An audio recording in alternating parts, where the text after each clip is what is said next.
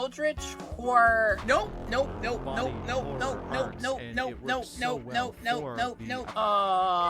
You might want to set that down, ma'am. Warhammer. There's a base marine in this.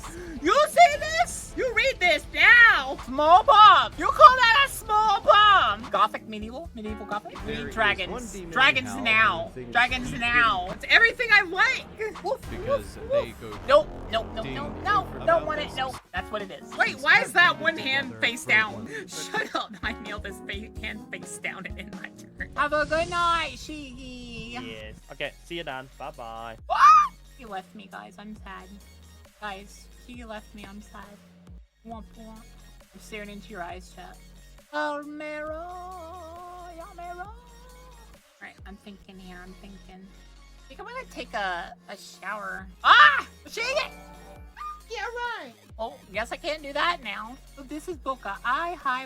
Not Bola! Boka! Can't spell this here. Understandable. BTW Boka for the end of stream. Wanna react to Russian Badger's Best of 2024 or this new thing that's been making a buzz in the 40k community, Trench Crusade?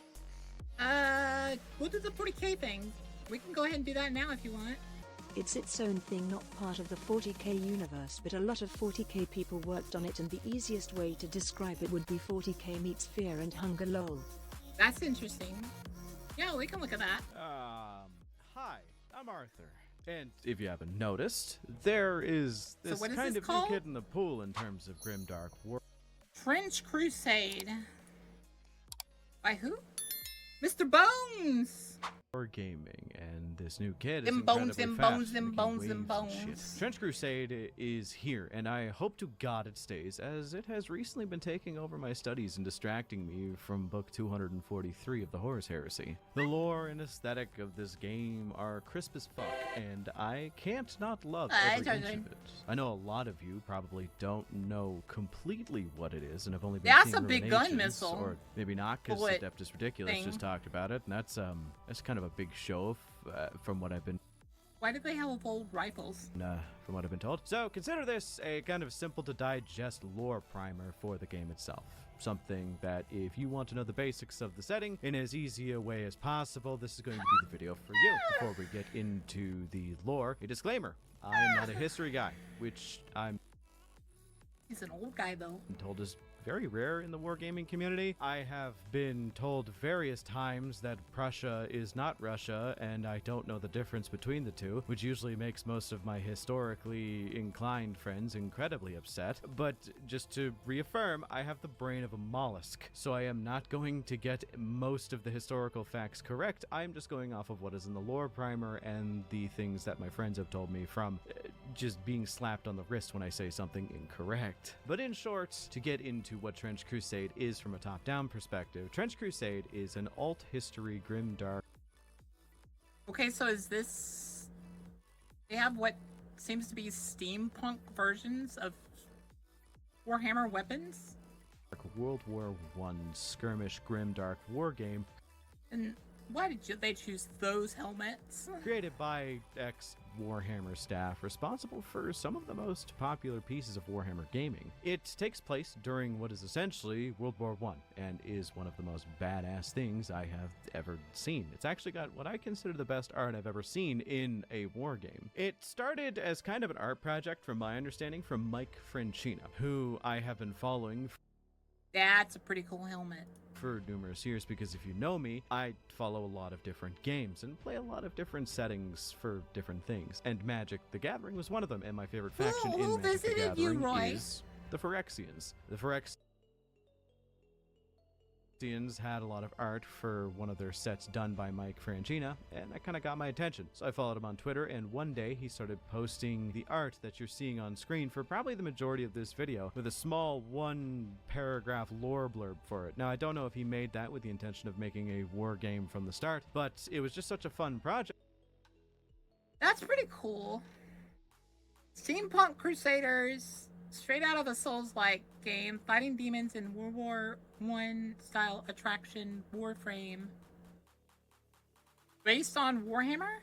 and to see that it's turned into Well, 40K? a war game is so fun, even if it is kind of a smaller scale war game. The art style itself translates into god-tier bodied horror art, and it works so well for the ideas that are present in Trench Crusade. And Oh my god, that was... The heck was that? paragraph lore blurb for it. Now, I don't know if he made that with the intention of making a war game from the start, but it was just such a fun project, and to see that it's turned into a war game is so fun, even if it is kind of a smaller scale war game. The art style itself translates into god-tier Nope, nope, nope, nope, bodied nope, horror nope, nope, art, nope, and nope, it nope, works so nope, well nope, nope, for nope, the nope, ideas that are nope, present in nope, Trench nope, Crusade. nope, And nope, with him nope, doing nope. the majority of the art and a bunch of other Warhammer veterans doing that, they also picked up some people who worked on Mordheim to do the gameplay of the game for the rule set itself, which, from what I've been told, is actually one of the best rule sets in Warhammer history, with writing from actual Black Library authors being made due to their successful Kickstarter, which, by the way, oh my god, the Kickstarter was incredibly successful. If you didn't see that, which I don't like that your goal was 66,660. This gives me bad mojo. of course I backed that. I put my money where my mouth is. But yeah, this I wish I had known about this. I'd have probably backed it. I'm on Kickstarter a lot. game is 3D printer friendly. They even support third-party models. So I think they're off to a great start I think they already with the community make a lot of Warhammer people happy. they're building. But enough talking about the top-down history shit for the uninformed. Let's talk about the thing you care about, the lore. What even is a Trench Crusade? Which I'm glad you asked, because there is a lot to cover. So let's dive into the landmark year of 1099, which for the historians out there, Apparently not. $3 million on a initial ask of 66,000, you should recognize that as the year that marked the end of which that should scare Games Workshop. the First Crusade. You That know, should terrify them. the Crusades, like the actual Crusades. The one to take the holy city of Jerusalem and put it back under Christian martial superiority. Christian Crusaders, did that and succeeded. But there was a discovery in this alternate history take of it. A small group of the Crusaders had found an ancient artifact that was allowing them to speak with literal demons from hell. This kind of communion corrupted them to their core and made them essentially the puppets of hell. See, with the First Crusade, as I understand it, it wasn't just a bunch of holy knights and paladins and templars. Which, little known fact, and they'll probably have this in the game setting, but during the Holy Crusades is where we get Friday the 13th being unlucky. Because Friday the 13th in the Holy Crusades is when, what was it, like 3,000 or something Holy Crusaders all died. Like it was a massive massacre of Holy Crusaders. It was actually a bunch of common folk that worked alongside them, these rabbling masses of fanatics. And I like to think that those are the ones that were corrupted by Well, them. that's the thing, though, Lock-On. They don't have competition. Really. But now they do. This holy artifact is they were not as devout in body and So spirit. they need to start, like... I've been hearing they've been making a lot of people angry. These commoners came from just people who were promised holy absolution if they were That guy's cool. able to take back the Holy Land, and I think that is kind of interesting. But again, that's just my speculation. Basically, this act was known as the Yeah, sure, why not? First Heresy, the bonding of the pious with the heretical. These heretics banded together to set in motion a plot so foul that it would shape That is, like, such a unique design. I like it. the world of this setting itself. They would use the artifact and demonic knowledge from the demons that were speaking to them to open a gate to hell in Jerusalem and summon the forces of hell to the world above, increasing the influence of hell That's pretty darn cool. across the world. That's and like Gothic. Medieval Gothic, would it be grunge? It's very cool, whatever it is. and starting this never-ending war between the A forces little scary with the Holding the chest versus up. of the Abrahamic religions against that of, Satan. I am going to skip the kind of in-between periods because there's a lot that came up with the technological developments and so on and so forth, and get to the stuff that's the most easy to digest rather than giving you a complete breakdown of the timeline. But I will cover a few things. See, Trench Crusade does have a few base rules that I think separates it from a lot of other war games, especially Warhammer 40k. So, rule... I meant in the war games genre, Lucon, not in the minis. Number 1, pure demons and devils cannot enter our world. It is the covenant of hell. Only monsters created, even if partially from the flesh of living creatures, can enter it, meaning hell's full might can never truly enter Earth, but that's why you'll see on the tabletop, as well as in lore, things like yoke fiends and pit locusts and a bunch of other things that look like demons, but they're not. They're actually either people that were corrupted and raised to a higher level of status, or monsters that were made in hell, like yoke fiends, that are actually kind of more related to goats than they are actual demons. So with that in mind, the full might of hell can't enter Earth, and that kind of balances the scales a little bit. There are some people who have more of a sway than others, like the one technical exception being Beelzebub. We'll get to him later, but yeah. Rule 2, no exception. Not a... I like how there's a guy way up on a tower with holding a book open and pointing at someone like, "You see this? You read this now!" A single one, everything can die. Plot armor does not exist. A yeoman with a shitty M1 Garand style rifle can blast the head off a praetor from the Court of the Seven-Headed Serpent. The same way an amalgamation from the Black Grail can decimate a line of Jabir. A bullet is the universal equalizer. There is some magic in the setting, but both sides of the war have magics that kind of run counter to the other. Like in lore, there are some people who get gunned down for a faction known as the Trench Pilgrims, and sometimes Those guys look really cool. they get brought back from the dead by the light of one of the cloned Holy crap. That dude's metal. Christ monstrosities they have chained up at the Super Vatican. We'll get into it. And on the other side, sometimes the forces of hell can just lose most of their blood and organs and still keep fighting. So unlike with something like 40k, a bullet can in fact kill a space marine quite easily. You just gotta have the right kind of bullet. There are very few exceptions to this. Sure, there are zombies, so traditional body shots won't really work on them, but in general, most people have ways to deal with everything the other people have, and there's a reason why if you build your army lists, most factions have guys that say can take any weapon from the armory. Just outfit your guys to deal with whatever problem you need to. So with that all being said, what is the modern setting of Trench Crusade? Well, the main focal point is kind of centered around Jerusalem. I'm also pretty shit at geography, but Jerusalem is kind of the main base of operation for the heretics, and not really close, but I like this, like, Gothic, medieval Gothic cannon.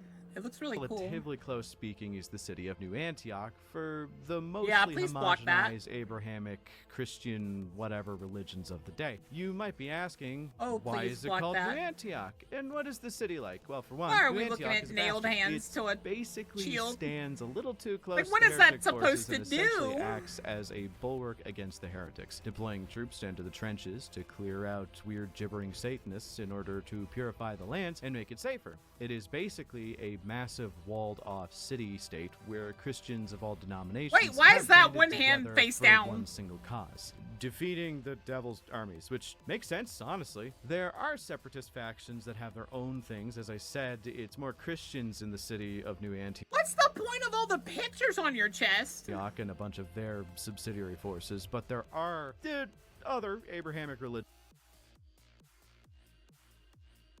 Is that a good guy or a bad guy? Good gosh.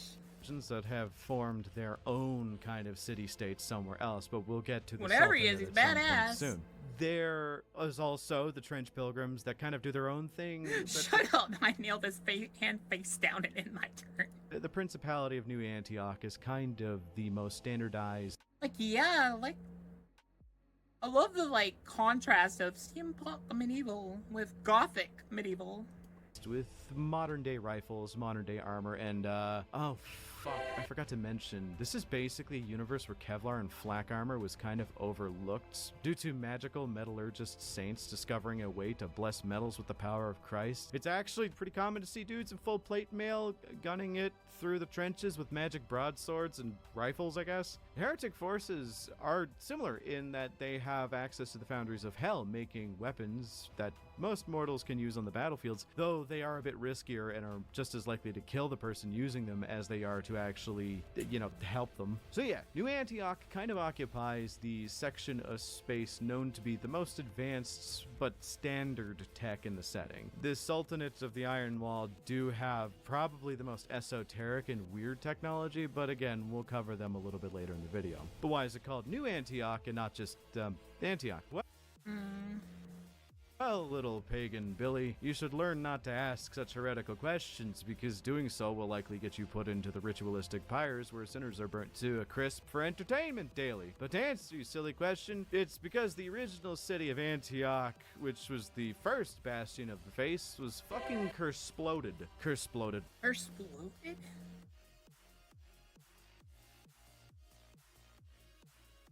By what, you ask?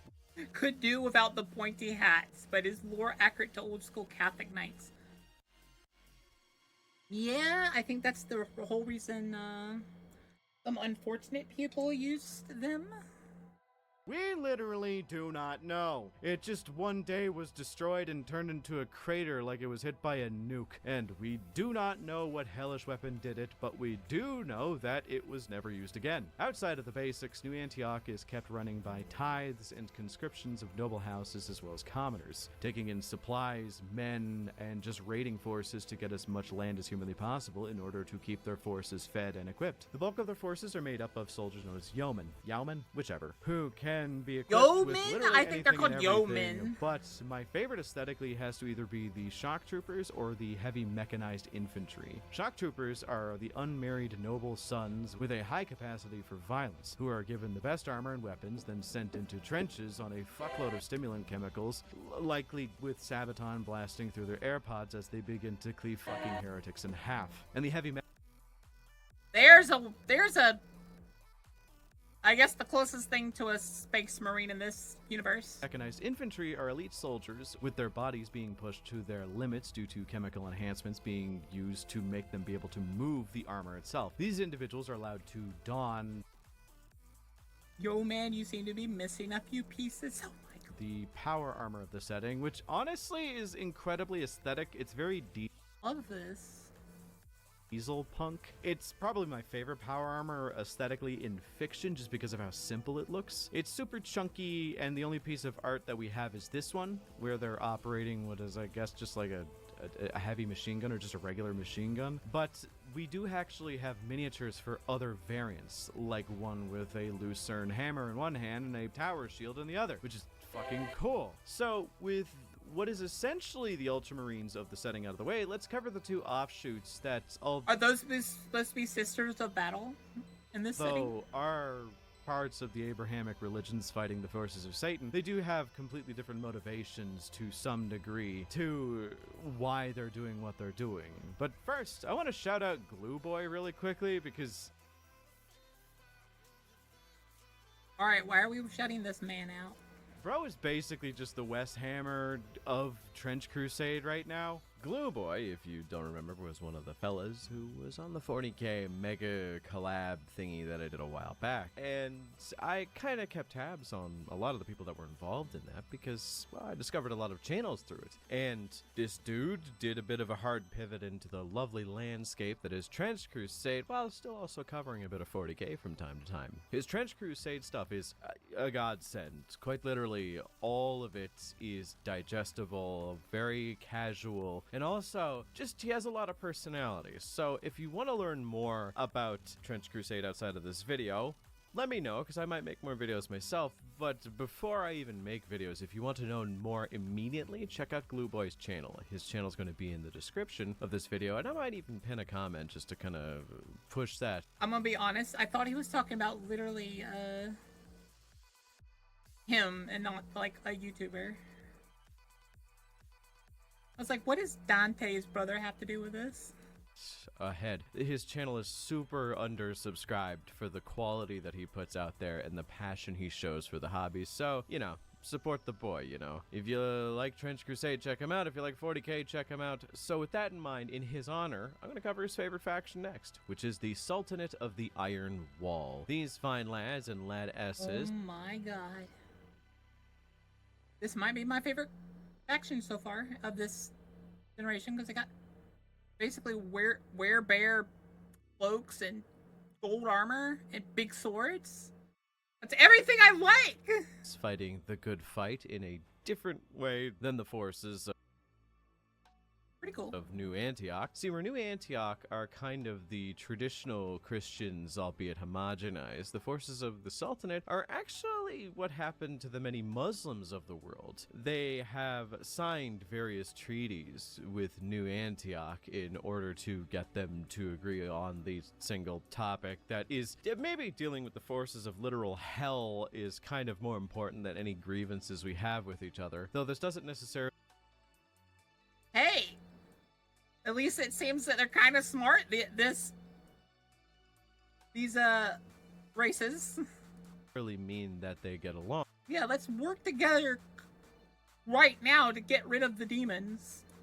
They do, in fact, see the majority of the forces of New Antioch as infidels who are the main reason for the forces of hell coming to the world. You know, First Heresy was kind of done by Christian Crusaders is kind of a thing, which, although is patently correct, which is something they've decided to kind of look over until the war with hell is over, and then they decide that if that's a hill worth dying on. Sultanate of the Iron Wall isn't just a title. See, they have created their own impenetrable city-state with a massive great city where, by using their more esoteric technologies as well as their abilities to create literal alchemical monsters, they weirdly enough have a quality of life that either rivals or surpasses that of New Antioch, though this comes at the cost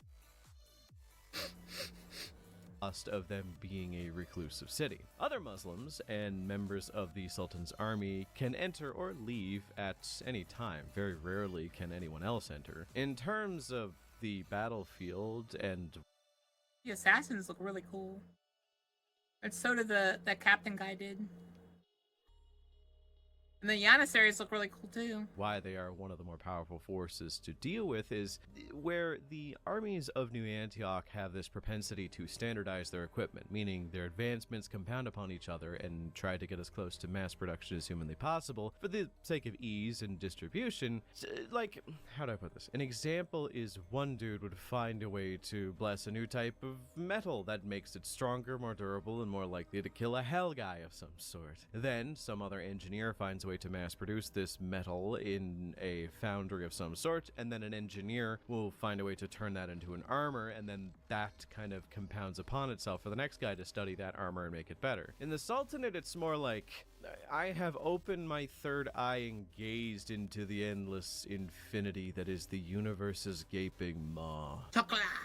The universe bore witness to the naked splendor of my soul, found me worthy, and gave me the ability to make double aught buckshot for my war crime sticks. And if you ever share in a way that is direct with someone else how to make it, you will wither away to ash or some shit. See, their technology is less technology and more hyper-specialized biomancy. The alchemists of the Iron Wall create literal monsters, the likes of which are kind of impossible to fully tell, so here's the Lion of Jabir. It is one of the more useful things that they tend to create there. They are fully artificial organic creatures that have to have their sense of self neutered, or they become incredibly depressed and existential due to them realizing what exactly they are. These Understandable.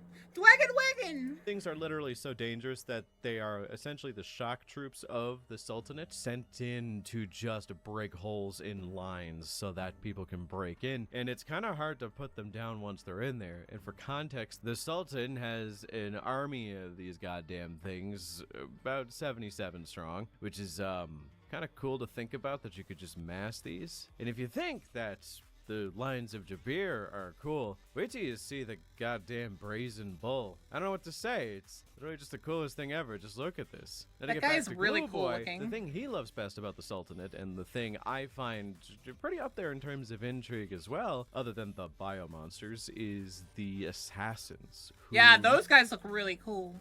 not to step on Glue Boy's toes, they are fed a diet of bitter poisons from a young age to the point where their blood is toxic, which they're often exsanguinated ritualistically, the blood collected and then condensed into iron, making highly toxic blood iron magic daggers that the same assassin uses in battle. They have hallucinogen-laced smoke and time manipulation abilities. They're just cool, and I'm not going to cover them as much as I could because Glue Boy covered them a lot in his videos, and I think you should go look them up as well because they're pretty fun as a faction. In the game, there's actually alternate ways to run certain armies, and for the Sultanate, you can actually run it as an Assassin's Cabal. Think Assassin's Creed, which is one of the cool reasons why you'd play them, because they do have like that Assassin's Creed 1 vibe, where normally you're only allowed one assassin per army because they are very, very dangerous. But if you run this specific way of playing it, you can't have any of the heavy shock troops or what have you, but you can have 3 assassins, which is pretty powerful from what I've been seeing. That'll probably be what I did enough of if I that. did Let's this. get to the last of the Abrahamic sub-factions, and I just have to say, or rather I have to ask, what if Black Templars, Sisters of Battle, and Chaos Cultists all in one? Well, congrats, the Trench Pilgrims are just that. Roving That's what I thought. gangs of pilgrims who are on a specific mission, either actually sent to them by God or believed to be sent to them by God, which at this point might as well be the same thing. The Trench Pilgrims, although usually congregating in New Antioch, are Again, like the guy's got the stick held up high, open. He's pointing at him. He's like, "Go! You read this. You go read this. Do this thing on this book." And everyone's just like, "Yeah, yeah, yeah." in no man's land looking for heretics to strap to various torture devices and maim. They have more rudimentary equipment than that of the forces of New Antioch, but in all honesty, they don't need much. Hi. Preferring to do things the old-fashioned way, swords, shields, Hi. oh, and also giant walker mechs.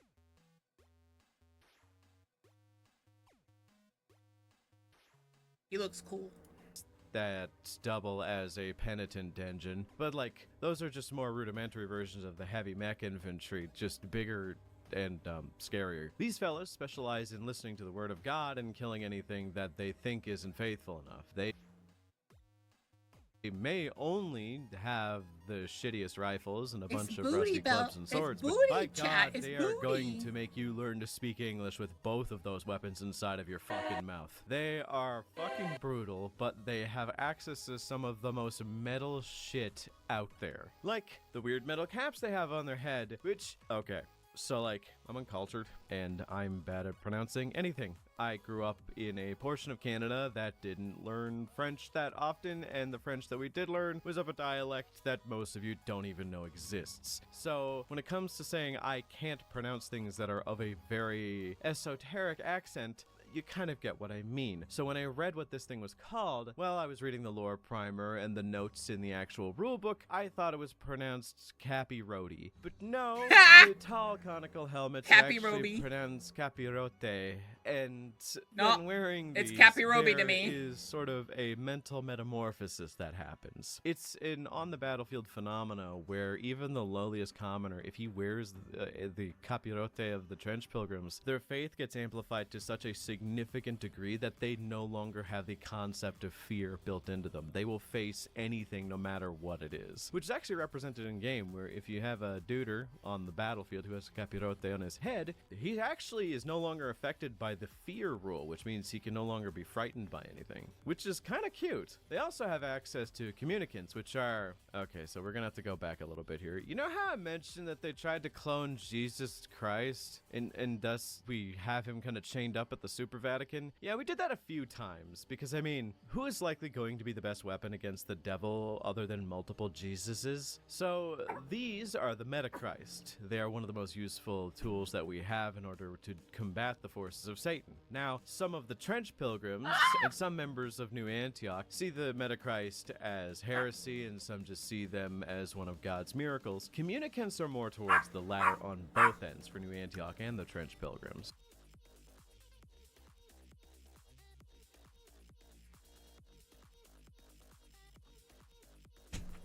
Because they go through a process known as communion, where they actually consume the flesh of the Metachrist, and they're now swollen with holy might. They grow larger, stronger, faster, smarter. Why is there a keyhole on your gauntlet? Hello, sir. Oh, sometimes there are weird side effects. Now, I did find kind of conflicting. Holy crap. Nope. No. Information Don't about want this, it. Nope. So feel free to call me on this, but each Metachrist has a different kind of theme to them, No. and they have a different subsection of abilities. So depending on which communion you partake in with which Metachrist, you get a different set of abilities, leading to one communicant That guy's cool though.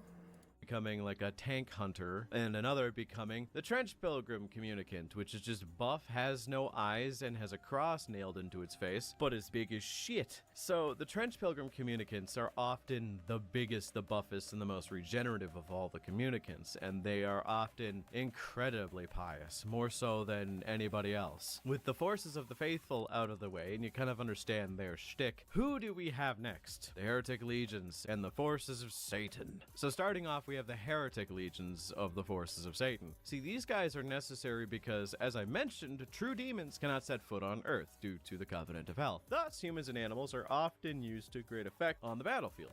There is a certain ritual that if you are going to serve in the Heretic Legions, you do kind of have to conduct it with very rare outliers, but we'll cover the wretches in a second. This is for the standard troopers, the legionaries, the random anointed guys, so on and so forth. And in order to do this, you need to prove that you are a damned soul. So to do that, you have to actually go to the gates of hell itself, witness them, and then survive. If you have not the chops to be a damned soul, you just die. But if you don't, your soul is permanently damned to hell forever, and you cannot actually, like, go back. Now, you gain certain blessings from it, but not many if you just walk away there. Now, there are some people whom are a little bit worse, and if they Why is it blank? walk into the gates of hell, they have, like, I believe, a very high percentage chance of just outright dying and burning to death. But if they're able to enter a layer of hell and actually walk into hell, they become what is called an anointed. Anointeds are one of the most dangerous. Can I have one of him in my fancy assassin army though? Dangerous things to find on the battlefield. Their skin scorched black He has a by flamethrower. the permanent burns that will never heal, but they are cast in this hellish iron armor that will basically protect them from most harm, and their bodies are swollen with power. Think of them kind of similar to like a lesser version of a communicant. They're not nearly as strong as a communicant, but they are pretty powerful. Think of them actually more on par with like the heavy mechanized infantry of New Antioch. That's kind of what tier they're at, and they usually carry some of the heaviest weapons out there. But one of my favorite parts of the Heretic Legions, the regular guys who are manipulated by the forces of hell, are the wretches. These fellas are usually just prisoners, stolen from the faithful, or just some unfortunates that were found in the middle of no man's land raising a farm or something during raids. The wretches are used as slaves prior to them becoming wretches, and if the wretch wishes to seek their freedom at any cost, they can actually volunteer to fight in the war for hell. If they do so, they basically can earn their freedom. Now you might think, oh, they're just going to kill them anyway. No, because as weird as it is to say, hell actually is more lawful and bound by certain codes and rules than that of the forces of the faithful. You will always be abiding these rules, but as long as you follow them, you will get what is coming to you. So the rule of hell is that if you prove yourself and provide a service to hell, you will be rewarded. So with wretches, they're told if they accomplish a great deed in combat on the battlefield, they are free to go wherever they want. This is actually represented in game, where you can actually have a wretch fight someone, they cost almost nothing to play with them. And if they kill an elite member of the opposing army, you lose that wretch. They are no longer in your army roster because they earn their freedom and they just haul ass. Doesn't matter if they did a good job, they just leave. And I think that's so fun. Hell also has That is very interesting. Wait, so if multiple of them help in killing something, does that count for all of them or just the one that killed him?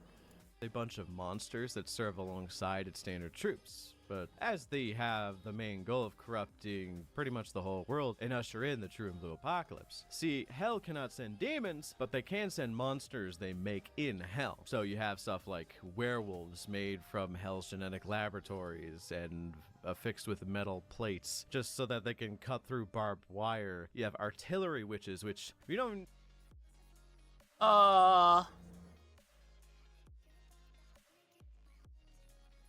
You might want to set that down, ma'am. We don't even know what they are, but they just throw small bombs at everything. Small bomb! You call that a small bomb? In terms of tech, heretic troopers don't have much. They usually rely more on magical bullshit, which makes their stuff less predictable, but less stable to use, as it were. And I think that kind of balances them off with the stability of New Antioch. You make up for their lack of good tech with monsters and shit, you know? Speaking of monsters, there are 2 offshoots to the heretic legions we need to cover before I'm out. So, before we do, just want to have a brief Before we do. Hi guys, gals, pals of all persuasions. I like putting these little intermissions in after the fact. And to pull back the veil a little bit, I actually record them after the initial video is completely edited and more or less done. My process is kind of shitty, but to keep myself from getting burnt out and to keep the ADHD brainworms in my brain satisfied, Of course they have giant nukes. Of course they do. I edit my videos Let me guess, they're not even that effective. in 10 to 20 minute bursts. These little segments make it easier for me to piece it all together at the end and make it easier for me to get done in general. Most of my videos nowadays are handled by my editor Alice so that I can actually, get other things done, and my god, she's a godsend for this. I still usually do these intermissions myself, though, as you could probably tell by the drop in quality and the constant shilling of products and shit. Cough cough. Buy gamer subs, by the way. Yeah, come on. Gamer subs is pretty fire, and Crusade has been kind of the perfect thing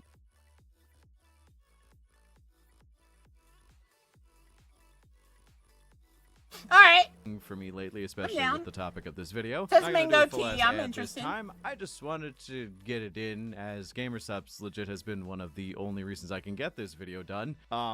On the 11th hour, quite literally, I have to pack the second I'm done recording this audio right now to get on my bus to get to the airport so that I can, get to LVO.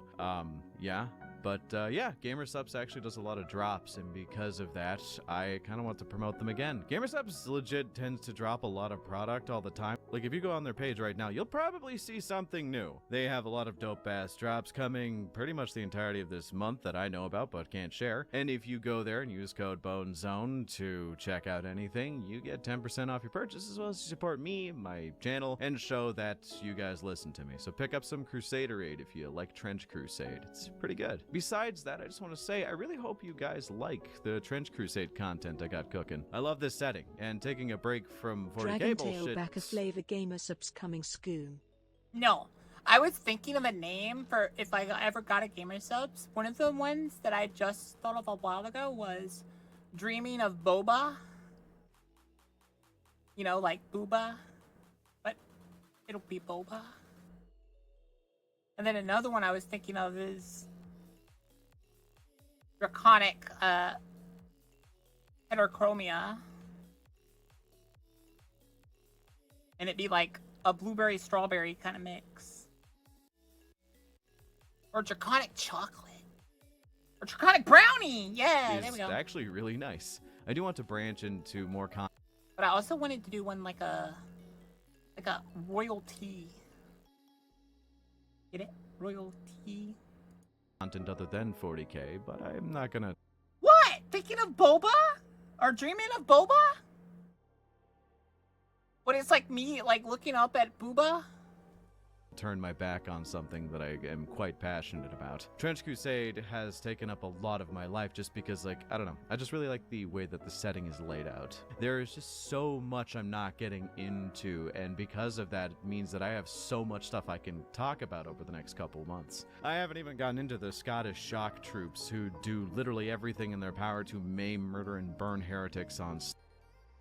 They're Scottish. There better be some Irish dragons. Site, or the Irish forces who use their best soldiers as fill-in for resource tides because they're that good that the forces of New Antioch actually accept that. It's so fucking awesome. Either way, just let me know what you think about the Trench Crusade content. Also do the gamer sub stuff. Intermission over. Let's get back to demons, I guess. Demons, With I that guess. out of the way, let's talk demons. Or as close to demons as we can get without the forces of hell sending out copyright abuse notifications involving their likeness. The Court of the Seven-Headed Serpent is a really fun faction because... Desecrated Saint. Hell Knights. Well, if you want to throw subtlety to the wind and you just say fuck it and go all out with sending literal monsters on the battlefield, that's kind of what their vibe is. The Court of the Seven-Headed Serpent is pretty damn visceral. The last two factions in general kind of are, actually. But the many different units and miniatures from this specific faction are named so stupidly, but so simply that it actually is kind of funny. See this guy right here? See how fucking crazy this is? You know what this is called? Sorcerer. Not demon sorcerer, just sorcerer. I feel there's a lot more going on here than just sorcerer, but whatever. Most of the forces of true hell are kind of like that. No. Are the Court of the Seven-Headed Serpent, and kind of like how are they broken down? Well, right at the top of most of the hellish factions, you do have a demon in charge. The heretic legions technically report to the 66 generals of hell. The 66 generals of hell, I believe, report to the court. The Court of the Seven-Headed Serpent is the highest ranking 7 demons in hell, one for each major sin. They command the demons of hell to make creatures that can go topside to deal with whatever threat they find. I think this is pretty fucking awesome Big because giant you X there. have all these weird mutant abominations and whatever the sorcerers are just going out into the world and trying to seem like they're a coherent warband. They also have access to quite literally the worst tech in the game, using actual blunderbusses while other people are using, I don't know, bolt action rifles and even automatic rifles in the modern day. But the thing that kind of sets them apart is they have the most esoteric magical bullshit, which I think is just fucking astounding. Where my boys in New Antioch are running around with Browning 1919s, you got some half demon, half goat man from the pits of hell running around with a literal arquebus. And they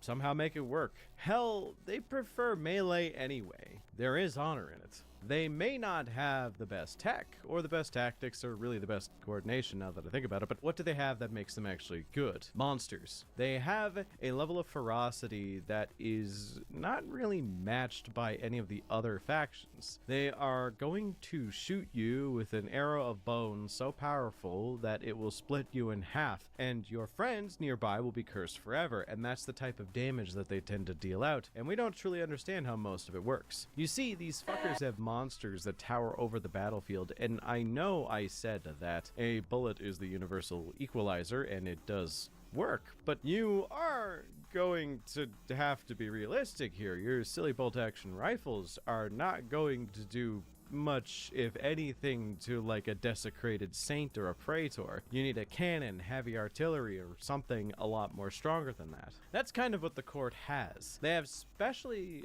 crafted dudes that, although what they have is not the best, the dudes themselves are stronger and more resilient than any of the Yeah, big guy with finger now.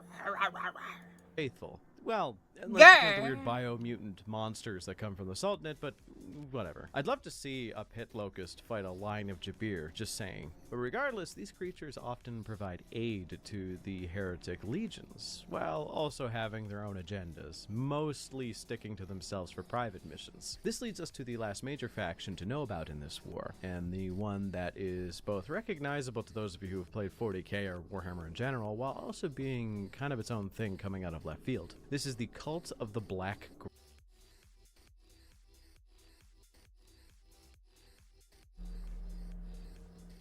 Grail. See, We there need is dragons. one demon Dragons in hell now. who thinks Dragons he now. can kind of handle things better than most on his own, and he is working to prove himself correct, god damn it. So, you guys remember the Black Death, the bubonic plague that swept across Europe? Well, that exists in this universe, but instead it is like 1,000 times worse, and it is called the Black Grail. It is technically the only exemption to the rule of demons setting foot on land, as the Lord of Gluttony, Beelzebub, is able to manifest his essence into this living cloud wave of disease that spreads across certain communities. This is called the Black Grail, and it is, as the kids would say, pretty goddamn bad. Basically, if you are afflicted with this living cloud of disease and you are unwilling to be a Satanist of any kind, you usually just die, turning into a puddle of sludge, and sometimes you are brought back as a Grail thrall. Think a zombie, but also a Satanist. People who willingly submit themselves to the diseases can sometimes retain some of their personality, but if they're doing it just to survive, they're often just turned into sludge with no chance of coming back. But if they truly believe in the spread of disease, gluttony, and they catch old Beal on a good day, he may embrace them and give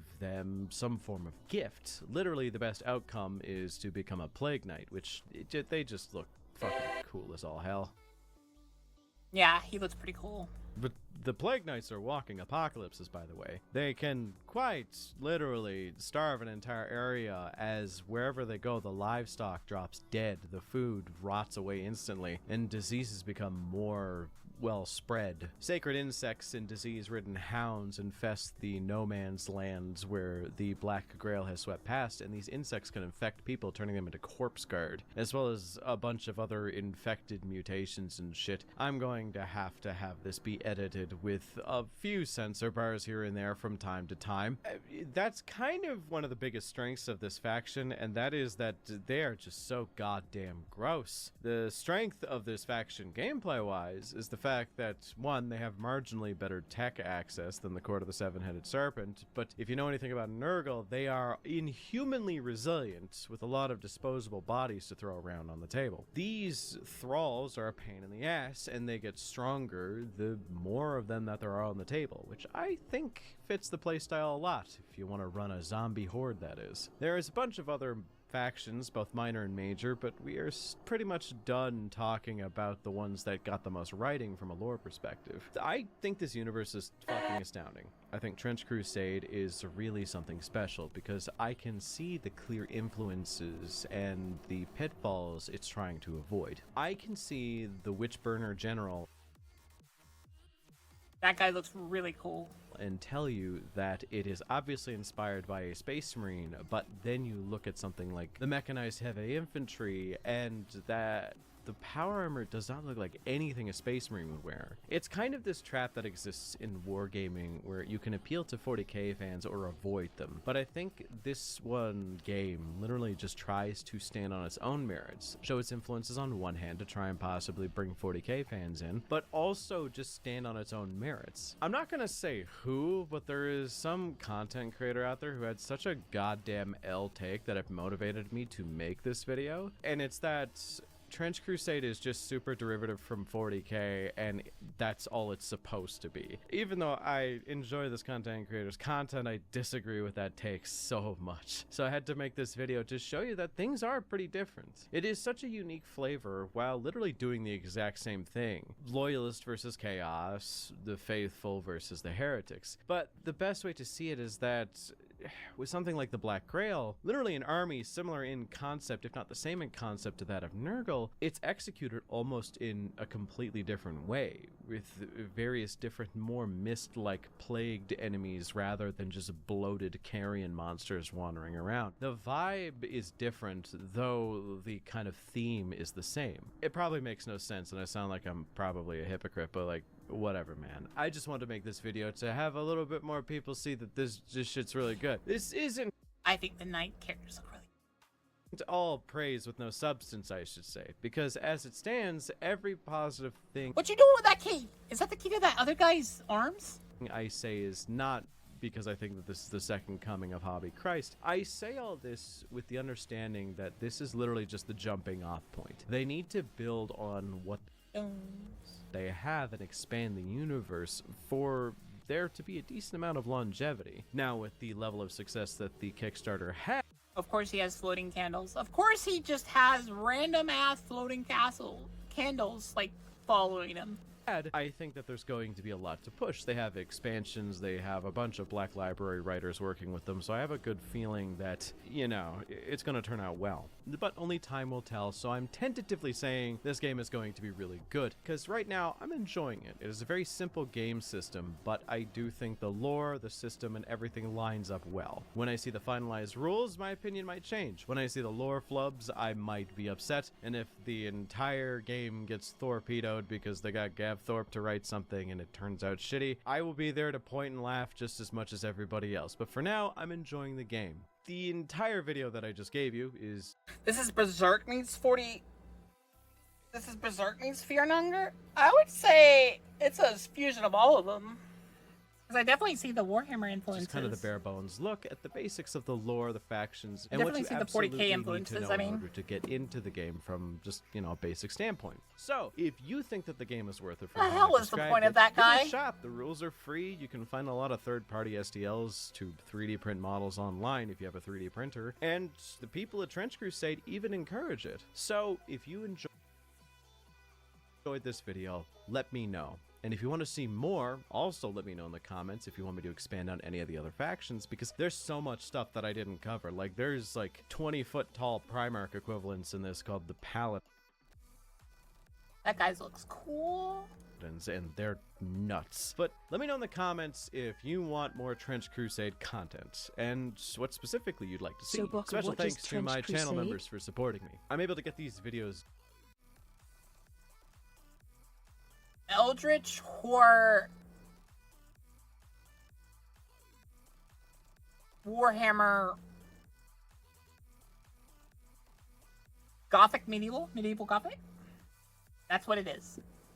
done and be all good to go off to LVO, which I would have never been able to do without you and without my channel members supporting me throughout this, because I got the help of Take my that one editor, shield in Alice, Warhammer, you know, the to one with the make skull on it this right there. Specific video on Just such make short it an notice, and she entire has been game. a dream to work Like, just with on this. take that So and put without it everywhere. Your help, I wouldn't have been able to do that, and I wouldn't have been able to pre-make these videos before I head off. So I really appreciate you guys supporting me, and if you want to support this content, support me as well as support me steadily increasing the production and getting better things to put into my videos, then become a channel member today.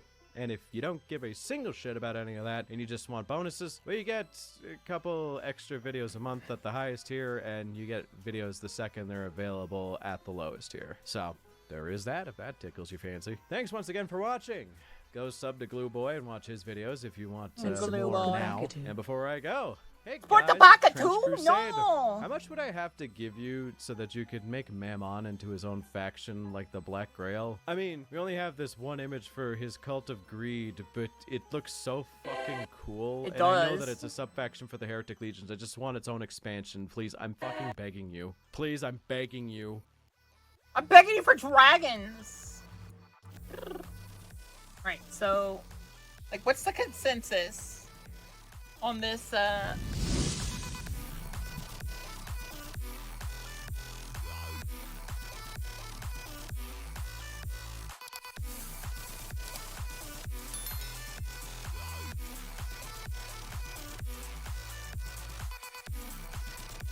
No, Ideas no, that are present no, in Trench no, Crusade, no, no, and no, with no, him no, doing no. the